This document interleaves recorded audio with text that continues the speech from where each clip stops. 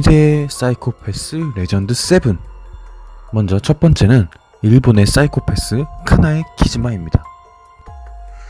2009년 일본 사이타마현 주차장에서 한 남성이 변사체로 발견됩니다. 자살로 추정됐지만 얼마 안가 누군가가 남성을 살해한 뒤에 자살처럼 꾸민 것이라는 진실이 드러나게 됩니다. 범인은 바로 결혼을 전제로 교제 중이던 여성 카나에 키즈마였습니다. 그녀는 많은 남성들에게 결혼을 전제로 신뢰를 얻어내어 돈을 뜯어내는 수법을 썼고요. 이렇게 갈취한 돈이 우리나라 돈으로 약 10억 원이었다고 합니다. 그녀는 결혼 중매 사이트에서 범행 대상들을 찾았고, 그녀가 만났던 남성들은 착하게 생긴 그녀 외모와 적극적이고 리드하는 모습에 결혼을 결심했다고 합니다.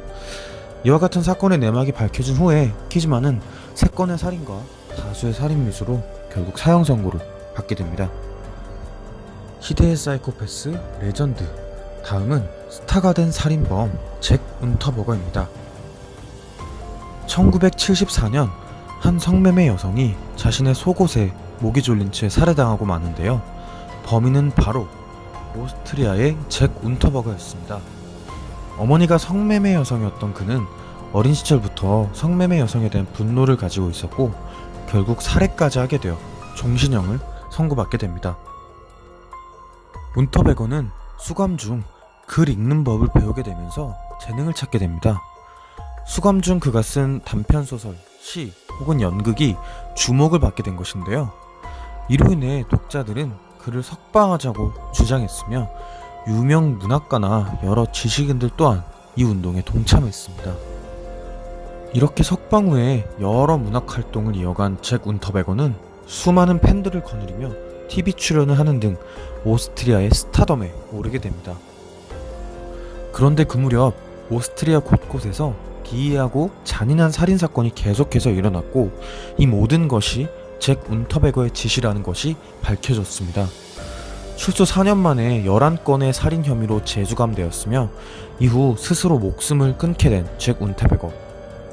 그의 이러한 기이하고 엽기적인 일생은 영화 엔딩 하데스라는 이름으로 제작되어 많은 이들에게 화제가 되기도 하였습니다.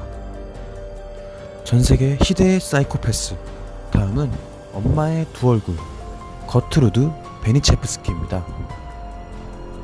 미국 인디애나주에 살고 있던 거트루드 베니체프스키.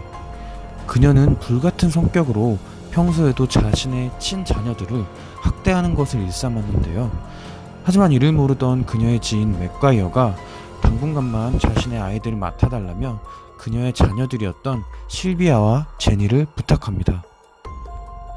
하지만 지급되기로 했던 주급들이 밀리기 시작하자 거트루드는 아이들에게 학대를 일삼기 시작하는데요.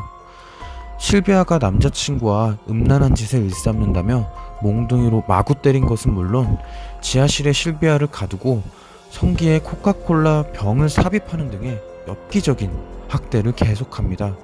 심지어는 바늘을 달궈서 그녀의 몸에 "나는 창녀다, 그것이 자랑스럽다" 라는 문구를 새기기까지 합니다.